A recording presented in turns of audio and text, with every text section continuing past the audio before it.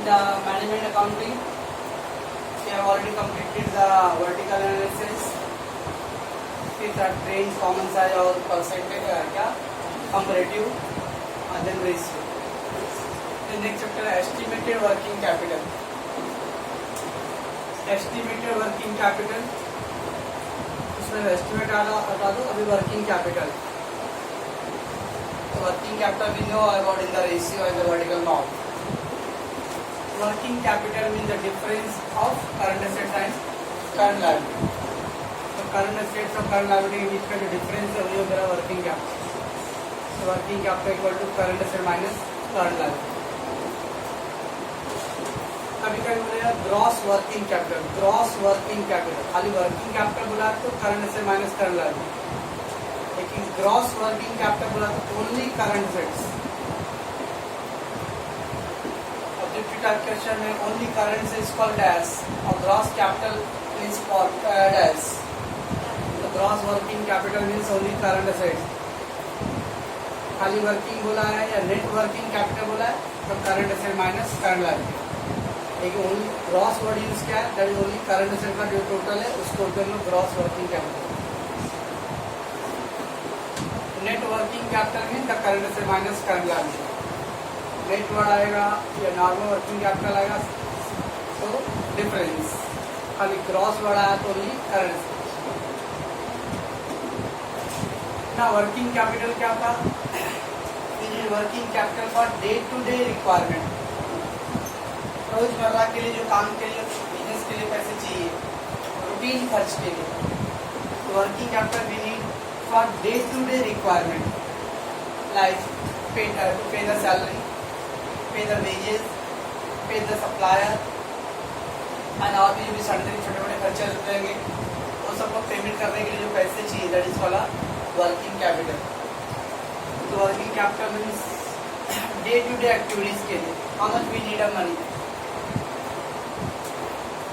कभी कभी हम घर में जब 1000 2000 5000 तक रखते हैं, कभी अर्जेंट आ गया तो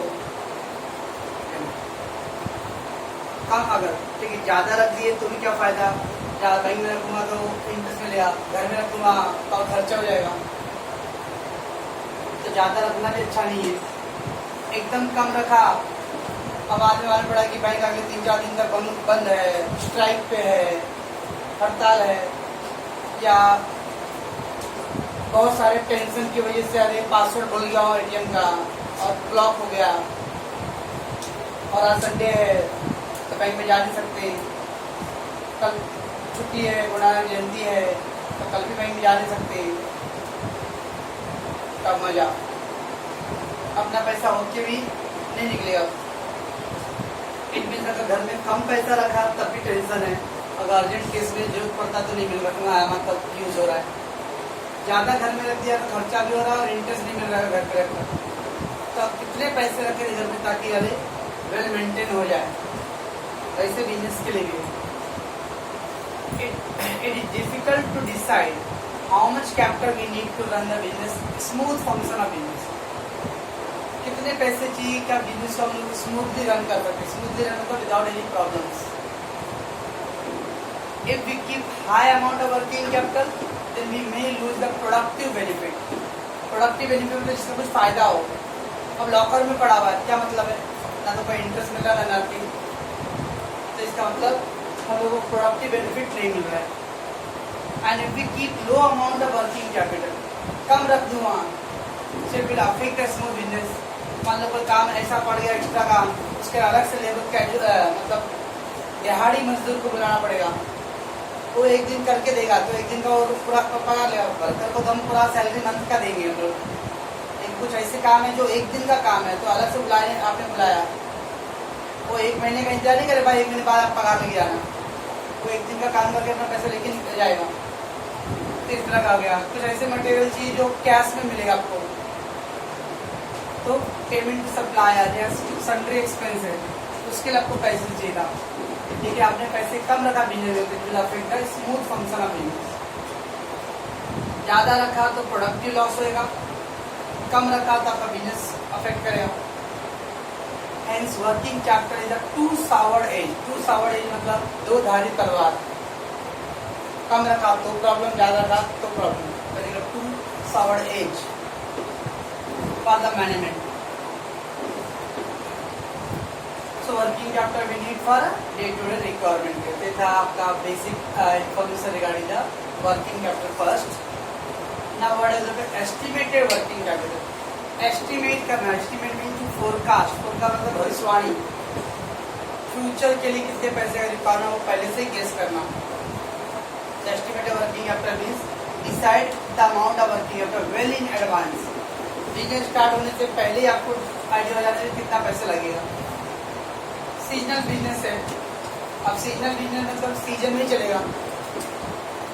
विंटर चालू है तो विंटर के जो कपड़े हैं उसका खर्चा आगा था आपको. उस टाइम आपको अगर वही टाइप का बिजनेस है यानी अगले विंटर में ही आपका खर्चा ज़्यादा है. सेल ज़्यादा करना है तो सेल ज़्यादा करने के लिए आपको स्टाफ रखना पड़ेगा. स्टॉक मेंटेन करना पड़ेगा तो खर्चे लगेंगे. किसी का अम्ब्रेला मतलब रेनी सीजन का बिजनेस है तो रेनी सीजन में. किसी का दिवाली के दिन बिजनेस है. 14 जनवरी 15 जनवरी को मकर संक्रांति गुप्ता ट्रांजेक्शन चलते था. ट्रेडर्स गुरमुरा गट्टा के ना पूरा पाइपलाइन के यहाँ से लेकर पूरा गुप्ता लोगों का ट्रेडमार्क हो जाता है उस दिन. और गांव से मंगवा बुलाते हैं 5 लोगों को.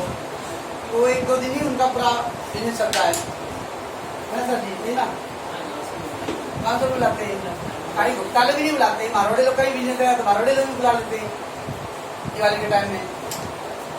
तो दैट मीन्स अरे उधर पे कभी क्या है जसवंत और जसलोक है पारसी वाला क्या कोल्डोगिरी में मिठाई वाले का. तो दिवाली के दिन उनसे बिजनेस को समझता नहीं है. क्या करते गाँव से और अपने फैमिली मेम्बर को बुलाते हो लोग. देखिए ना रे बुलाने नहीं था. ओके तो estimated means the forecast. So estimated working capital means amount decide well in advance. कितने बिजनेस को स्मूथ रन करने के पैसे चाहिए वो पहले से ही डिसाइड कर लेना. That is all about the estimated working capital. ये था आपका था इंट्रोडक्टरी पार्ट. पॉज करो. In the estimated working capital में तो कॉस्ट शीट का कुछ पार्ट करना है. अभी ये कॉस्ट शीट अगले साल आपको आएगा डिटेल में. अभी ज़्यादा शॉर्टकट और ब्रीफ में रहेगा तो मैं लिखा हूँ लेकिन इतना भी नहीं रहता है. कॉस्ट शीट और कॉस्ट मतलब फैक्ट्री डिपार्टमेंट कितना प्रोडक्शन करेगा उसकी स्टेटमेंट बोलते हैं लोग कॉस्ट शीट. शीट यानी स्टेटमेंट. यहाँ लिखा cost sheet means statement of total cost incurred for production of goods from beginning of raw material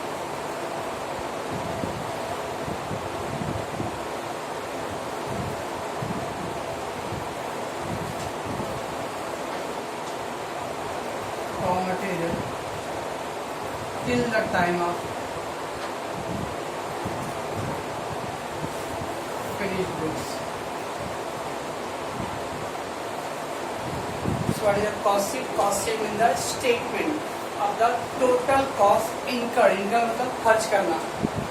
Total cost आपने incurred किया है for production of goods. Goods produce करने के लिए. अब goods produce करने के लिए क्या चाहिए? पहले कच्चा माल चाहिए. From the beginning of raw material. तो रॉ मटेरियल के रेट से शुरू करके till the time of finish goods. Finish good मतलब तैयार माल. तो कच्चा माल खरीदने से लेके आपका फैक्ट्री में गुड्स जब तक बनता है तब तक का जो सारा खर्चा है उसके बोलते हम लोग कॉस्ट शीट. सो पहला number of unit produce. Number of unit produce मतलब कितने यूनिट आपने प्रोड्यूस किया रहेगा. 1000 पीस 2000 पीस 3000 पीस प्रोड्यूस करेगा. और नंबर ऑफ यूनिट सोल्ड कितना आपने बेचा रहेगा. ऐसा कोई जरूरी नहीं कि जितना बना सबका सब बेच ही गया रहेगा. कुछ बच गया रहेगा तो क्या बोलेंगे.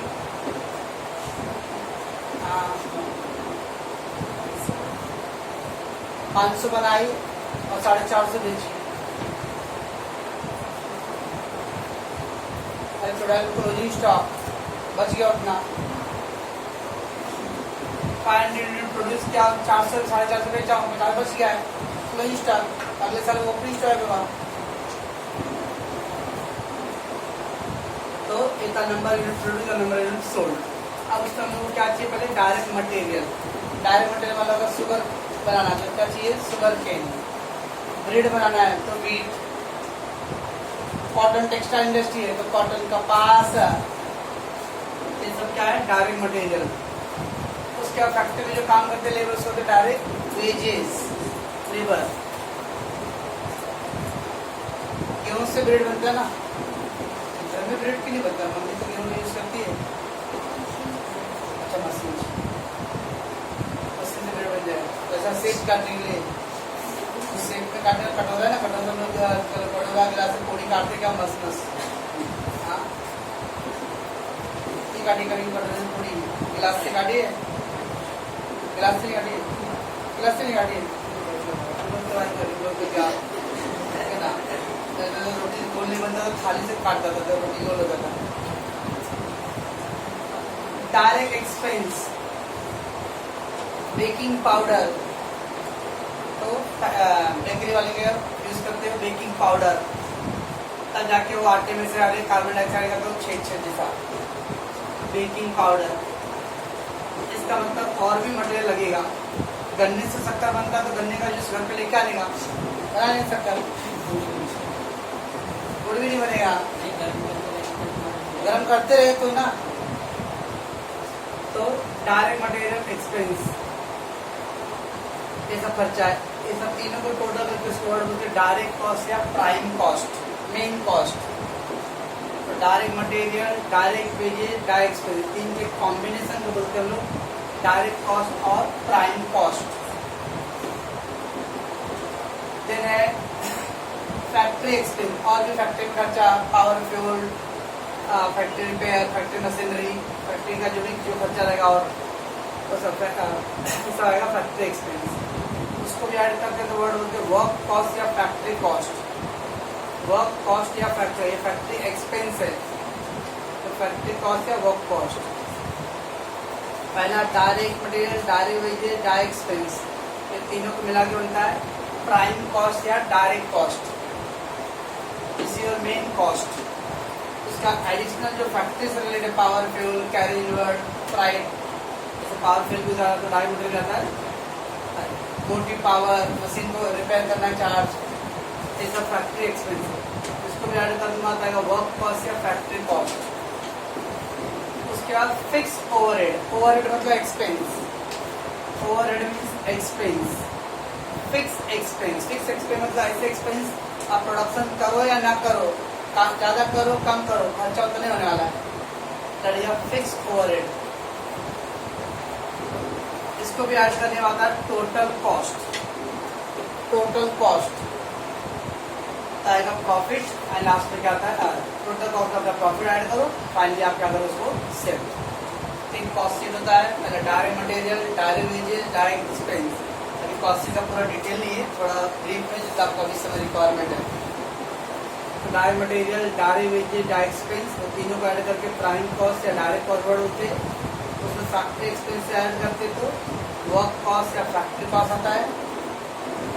देन उसके बाद फिक्स ओवरहेड ऐड करते तो टोटल कॉस्ट और फिर ऐड प्रॉफिट आएगा बाद में फाइनली सेल। मैडम जी नेक्स्ट है डायरेक्ट मटेरियल। एक तो कॉस्ट का फॉर्मेट था तो थोड़ा डिटेल था, कभी कभी आपको उतना डिटेल क्वेश्चन नहीं रहेगा, शॉर्ट फॉर्म में कुछ आइटम दे रहेंगे तो फिर ये फॉर्मेट रहेगा। डायरेक्ट मटेरियल, वेरिएबल ओवरहेड्स, अब वो क्या होता है बता रहा हूँ। फिक्स ओवरहेड्स ये था टोटल, उसमें कैसे किया था direct material, direct wages, direct labour आता है प्राइम कॉस्ट, फिर ऐड फैक्ट्री एक्सपेंसेस आता है वर्क कॉस्ट या डायरेक्ट कॉस्ट, फिर ऐड फिक्स ओवरहेड्स आता है टोटल कॉस्ट, फिर प्रॉफिट एंड सेल। अब क्या उसमें डिटेल क्वेश्चन में अगर नहीं रहा, डिटेल रहेगा तो हम वो अप्लाई करेंगे, अगर डिटेल नहीं दिया है direct material, variable and fixed, तो तीनों का टोटल क्या है total cost and then add profit, इसमें वाइब्रेशन हो रहा है, फिर आएगा ऐड प्रॉफिट, फिर सेल। जब क्वेश्चन रीड करेंगे तो 2 टाइप के पैटर्न है। जब डिटेल इंफॉर्मेशन है, मटेरियल, फैक्ट्री, सब डिटेल दिया है, तब वो फार्मूला पर आ जाएंगे। मटेरियल, फैक्ट्री और क्या था, लेबर, वेज, ऐसा कुछ डिटेल नहीं दिया है, तब ये फार्मूला पे जाएंगे, मतलब फार्मूला स्टेटमेंट पे जाएंगे। अब वेरिएबल ओवरहेड क्या? Variable the word of varies, very में तो चेंज होता है। मैंने वेरी लिखा हूँ, वेरी नहीं लिखा हूँ, क्योंकि मुझे ऐसा लगता हूँ मैंने गलती लिख दी रहेगी। वेरी अरे बाबा लिखिए, तेरे लग से वाकिफ हो गया हूँ। वेरी नहीं, vary, vary means the bracket में लिखा ना change, vary means change. Demand varies with the price changes, as the price change the demand will also change। Eco में partial equilibrium and general equilibrium. Microeconomic based on single variables, other thing remain constant. तो variable means the expense which varies with the production. More you produce, more expense will be, less you produce, less expense will B. तो ऐसे expenses जो production के हिसाब से change होते हो। In other words, more production more expense. ज्यादा batch लूंगा मैं तो ज्यादा इलेक्ट्रिसिटी बिल लगेगा, कम बैच लूंगा तो कम लगेगा, और अगर नहीं लूंगा तो भी लगेगा। बॉम्बे है, क्लास बनता अप्रैल, मई, जून, जुलाई तक, जून तक, तो भी लाइट बिल आ ही रहते, बॉम्बे में लगेगी। तो more production more expense, less production less expense, और no production no expense. Such expense बोलते नो वेरिएबल एक्सपेंस। नॉर्मली इस दुनिया के सारे एक्सपेंस वेरिएबल है, खाली एक को छोड़ के, office and administrative. Office and administrative अपना वर्टिकल स्टेटमेंट में ऑफिस एडमिनिस्ट्रेटिव लिखते नहीं, ऑपरेटिंग एक्सपेंस में उसके ऑफिस एडमिनिस्ट्रेटिव को छोड़ के बाकी सारा खर्चा जो है वो वेरिएबल है। Direct material, direct wages, direct expense, factory expense, selling and distribution expense, ये सब वेरिएबल है। Direct wages, direct material, direct expense, factory expense, selling and distribution expense, ये सब वेरिएबल होता है। ये आपकी प्रोडक्शन के हिसाब से क्या होगा, ये सब खर्चा बढ़ेगा। प्रोडक्शन कम किए तो खर्चा कम रहेगा। लेकिन ऑफिस एडमिनिस्ट्रेटिव है, लेबर लोगों का मंथली सैलरी, वर्कर एक दिन काम नहीं किया अच्छे से तो पगार काट देगा। कॉल सेंटर में टारगेट रहता है 100 कॉल अटेंड कर लेगा, इस महीने में 100 कॉल अटेंड नहीं किया तो मेरा पगार नहीं देगा, ये महीने का देगा। अगले महीने से बोलेगा भाई बताओ तो ये महीने का पगार देगा, काम करो या ना करो। इसका मतलब काम हुआ या ना हुआ, आपको एक महीने का सैलरी तो वर्कर को देना ही पड़ेगा। So fixed overhead means the expense which remain constant. Fixed overhead means expense which remain constant. Constant मतलब same, irrespective of production. Irrespective मतलब चाहे कितना भी प्रोडक्शन होने दो। ये था जब ज्यादा प्रोडक्शन किया तो उसके हिसाब से खर्चा चेंज होएगा। यहाँ पे आप प्रोडक्शन कितना भी करो, कम करो, ज्यादा करो, से फर्क नहीं, खर्चे सेम है।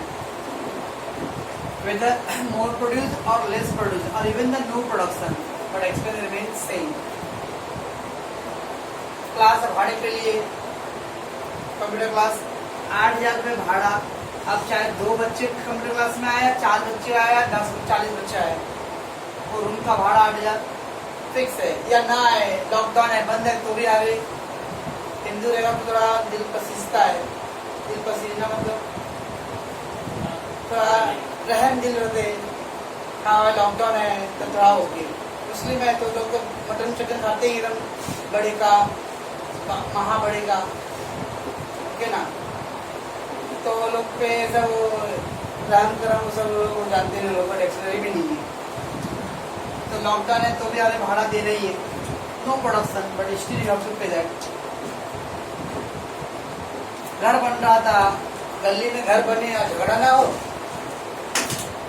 यूनिक फीचर है, ठीक है ना।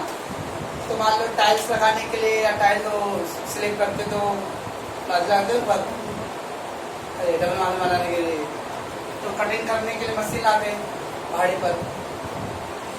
अब वो 200 रुपये 300 रुपये भाड़ा है, और सुबह लाए मशीन काटने के लिए, मालूम पड़ा बाजू वाले से झगड़ा हो गया, सीढ़ी इधर नहीं सीढ़ी उधर करो, दरवाजा इधर नहीं दरवाजा उधर करो। सुबह से शाम तक चालू था झगड़ा ही, वो मशीन वैसे पड़ा हुआ था। कल शाम को देने के मशीन, आज शाम को बोले अंकल ये आज काम नहीं हुआ ले लीजिए, तो वो 300 रुपये उस दिन का लेगा कि दिन भर आपका काम हो है ना हो, मशीन तो आपके इधर गया है ना। Fix charges.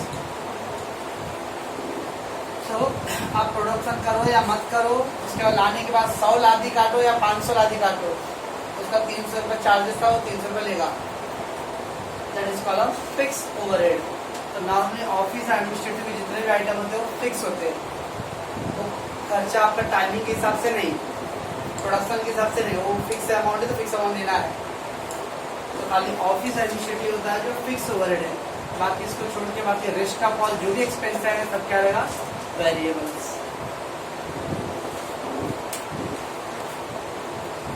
Format for the estimated working capital. ऐसे तो ऑनलाइन है तो फॉर्मेट का कोई जरूरत नहीं पड़ने वाला है, फिर भी पर्टिकुलर होता है। पीरियड मीन्स है पर्टिकुलर एक्सपेंसिव कितने महीने के लिए बिजनेस का रिक्वायरमेंट है। मान लीजिए कोई कंपनी स्टॉक में मटेरियल 1 महीने का रखता है या स्टॉक में मटेरियल 2 महीने का रखता रहेगा, तो कोई भी एक्सपेंसिव कितने महीने के लिए उसको रिक्वायरमेंट है। वर्कर लोग को सैलरी देना है या वेजेस देना है, तो चलो भाई 1 महीने तक का वेजेस हम लोग रखेंगे, मेंटेन करेंगे, इस तरह से टाइम दिया रहेगा। एंड देन वर्किंग, उसका working calculation of in amount. अब मान लो डायरेक्ट मटेरियल दिया है 1 मंथ एग्जाम्पल के लिए, तो डायरेक्ट मटेरियल का जो भी अमाउंट रहेगा इंटू 1/12 करेंगे। 1/12 क्यों? 1 महीने के लिए, इसलिए 1/12 तो कैलकुलेट करके अमाउंट रहेगा। उसके बाद डब आगे अगर तो स्टॉक है, स्टॉक में हम लोग कल तो लोग जब वर्टिकल स्टेटमेंट कर रहे थे, इसमें स्टॉक होता raw material consume, opening stock और raw material, purchase raw material वाले में था, फिर ऐड ओपनिंग स्टॉक और WIP, लेस क्लोजिंग स्टॉक और WIP, फिर एक था opening stock of finish goods and less close. तो 3 टाइप के स्टॉक होते हैं, एक मटेरियल, एक WIP और एक है फिनिश गुड्स। इस स्टॉक के अंदर 3 पार्ट है, material, WIP, finish goods. Number 1 ये है हेडिंग, इसमें 3 पार्ट है, material, WIP and finish goods, ये सब स्टॉक है। अब इसका कैलकुलेशन हम लोग अगर समय क्लोजिंग स्टॉक 2 लाख रुपये, बड़ो 2 लाख रुपये आया कैसे, वो सब कैलकुलेट करके आता है। तो उसको पहला मटेरियल जितना रिक्वायरमेंट बोलेगा, डायरेक्ट मटेरियल का 1 मंथ 2 मंथ जो बोला जाएगा वो। देन WIP, अगर कंपनी में दिया है WIP 0.5 मंथ, आधा महीने के लिए, वर्क इन प्रोग्रेस, तो डायरेक्ट मटेरियल इनटू आधा महीना है 0.5/12 सॉल्व करके आएगा। डायरेक्ट वेजेस, तो डायरेक्ट वेजेस का अमाउंट 0.5/12, ये WIP में 3 पार्ट है, सबके लिए करेंगे। और ये सबसे इम्पोर्टेंट पॉइंट है, जब भी WIP हम लोग करेंगे तो उसका डायरेक्ट वेजेस और जो फैक्ट्री एक्सपेंसेस दिया रहेगा उसको एक्स्ट्रा हाफ करना पड़ता है, ये एक्स्ट्रा हाफ डालना है, ये बोला नहीं रहेगा। ये 0.5 तो बोला तो 5.5 मंथ, इससे 0.5/12, 2 मंथ बोलेगा तो 2/12, 1 मंथ बोलेगा तो 1/12, ये तो टाइम के हिसाब से करेंगे, लेकिन एक्स्ट्रा हाफ इसलिए कि वर्क इन प्रोग्रेस मतलब काम अभी चालू है। तो अजूम किया जाता है कि काम चालू मतलब इन बिटवीन में है, तो उसमें पूरा लेबर कंप्लीट होगा तब ना पूरा लेबर लगा रहेगा, अभी कंप्लीट हुआ नहीं है, तो अजूम करते कि लेबर 50% ही लगा रहेगा। ओके, तो जो हाफ लिखा इसका मतलब 50%। ये एजम्पशन होता है कि वर्क इन प्रोग्रेस में वेजेस और फैक्ट्री एक्सपेंस से अभी पूरा का एक्सपेंस कंप्लीट नहीं यूज हुआ रहेगा, ओनली लेबर का वर्क इन प्रोग्रेस का काम चालू है, काम चालू मतलब अभी आधा अधूरा है, तो आधा अधूरा तो उसमें पूरा मटेरियल लेबर मटेरियल फुल लगता है, लेकिन वेजेस और फैक्ट्री एक्सपेंसेस ओनली 50% लगता है। ये वर्ड आपको देगा नहीं कि उधर मटेरियल 50% लगा है, तो आपको करना है हाफ। कभी कभी बोला रहेगा in a process time fact wages use for only 40%, तो आप लोग क्या करेंगे 40/100, 40% बोला है, कुछ नहीं बोलेगा तो आंसर होता है 50%, तो 50% मतलब हाफ। वैसे ही फैक्ट्री एक्सपेंस का भी, तो फैक्ट्री एक्सपेंस इंटू 0.5 मंथ और अगेन एक्स्ट्रा हाफ। ये दो के लिए आपको ध्यान रखना है कि WIP में मटेरियल हाफ नहीं करते, मटेरियल हमेशा फुल, पूरा फुल होता है, लेकिन डायरेक्ट वेजेस और factory expense will be taken as half 50%। Question mention क्या है, टेक 60%, तो आप लोग 60/100 नहीं कुछ बोला रहेगा तो WIP का वेजेस और फैक्ट्री एक्सपेंस को हमेशा हाफ ट्रीट करना है। तो जो भी एक्सपेंस है इनको टाइमिंग जो बोला रहेगा 0.5 मंथ, 2 मंथ, 1 मंथ अपॉन 12 और इनटू एक्स्ट्रा हाफ। और उसके बाद फिनिश गुड्स, तो फिनिश गुड टोटल कॉस्ट का अमाउंट इनटू जो भी टाइम बोला रहेगा, मान लो 2 मंथ बोला है 2/12। ये सब को ऐड करेंगे तो आएगा ये स्टॉक का अमाउंट। इस तरह से स्टॉक हम लोग अब तक हम लोग जो सम करते हैं उसको हम लोग को डायरेक्ट ये मान लेता है, तो कैसे कैलकुलेट का ये सब पूरा डिटेल है। तो इसमें पहले मटेरियल का अमाउंट, उसका WIP में 3 पार्ट है, मटेरियल, वेजेस, फैक्ट्री एक्सपेंसेस। तो मटेरियल पूरा फुल 100% लेते हैं, क्योंकि वेजेस और फैक्ट्री एक्सपेंस को एक्स्ट्रा 0.5% लेते हैं लोग। क्या क्यों, लॉजिक क्या है, ये एजेंस होता है कि वेजेस और फैक्ट्री एक्सपेंसेस का पूरा खर्चा नहीं भरेगा, जब लेबर पूरा काम कर दिया तो वर्क कंप्लीट हो गया ना, फिर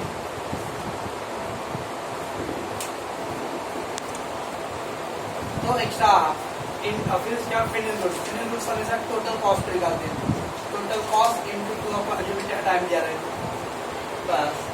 उसके बाद डेटर हमेशा क्रेडिट सेल पे निकालते हैं, डेटर हमेशा किस पे निकालते हैं, उधारी खाते वाले सेल, कैश सेल पे नहीं।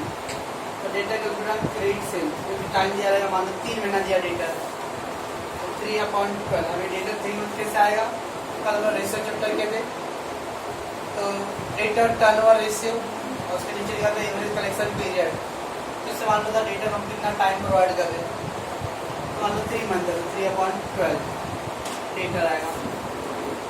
वैसे बिल रिसीवर कितना बिल ड्रॉ हुआ रहेगा तो भी क्रेडिट सेल पे आता है, वैसे बिल रिसीवर का अमाउंट दिया जाता है लोग। और प्रीपेड एक्सपेंसेस, कैश बैलेंस, ये सब ऐड कर लिया, ये टोटल करंट असेट्स। उसके बाद क्रेडिटर्स, क्रेडिटर का supplier, total credit purchase, credit purchase into 3 month.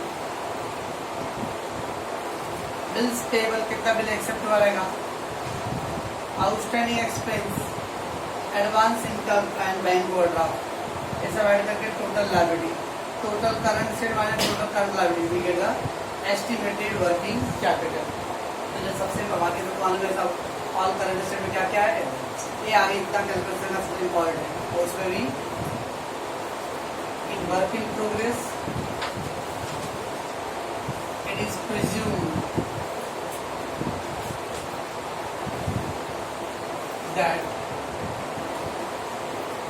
direct material used as full 100%, while direct wages and factory expenses will only use as 50%, that is half. That direct wages, direct material use है full 100%, तो material पूरा 100% लगा रहेगा, क्योंकि जो direct wages है, while direct wages and direct factory expense will be used only for 50%। तो ये था आपका कॉस्ट, सॉरी क्या एस्टिमेटेड वर्किंग कैपिटल का थ्योरी।